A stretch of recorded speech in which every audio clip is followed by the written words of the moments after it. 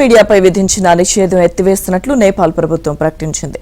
సామాజిక మాధ్యమాలపై నిషేధం విధింపుపై ఆందోళన తీవ్ర హింసకు దారితీయడంతో నేపాల్లో ప్రభుత్వం ఈ కీలక నిర్ణయం తీసుకుంది.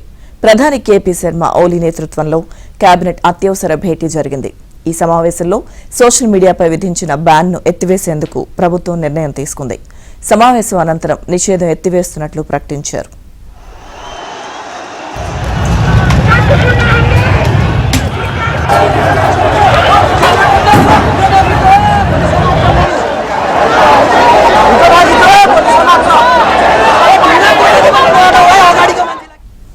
నేపాల్లో రాజధాని నగరం కఠ్మండు నెత్తురోడింది. సోషల్ మీడియాపై నేపాల్ ప్రభుత్వం విధించిన నిషేధానికి వ్యతిరేకంగా వందలు వేల సంఖ్యలో యువత గళమెత్తింది. ప్రభుత్వం విధించిన కర్ఫ్యూను లెక్క చేయకుండా రోడ్లెక్కింది. పార్లమెంట్ భవనం ప్రాంగణంలోకి చొచ్చుకుపోయింది. దీంతో సైన్యం విచక్షణారహితంగా రబ్బర్ బుల్లెట్లతో కాల్పులు జరిపింది. ఈ ఘటనలో 12 ఏళ్ల బాలుడు సహా 19 మంది ప్రాణాలు కోల్పోయారు.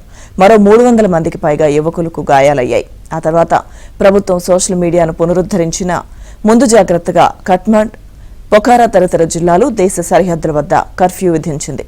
శాంతి భద్రతల వైఫల్యానికి నైతిక బాధ్యత వహిస్తూ నేపాల్ హోంమంత్రి రమేష్ లేఖక్ రాజీనామా చేశారు. భారత్ కూడా అప్రమత్తమైంది. ఇండో నేపాల్ సరిహద్దుల్లో భద్రతను కట్టుదిట్టం చేసింది. నేపాల్తో సరిహద్దు పంచుకుంటున్న బీహార్లోని 7 జిల్లాల్లో హై అలర్ట్ ప్రకటించి సరిహద్దులను మూసివేసింది.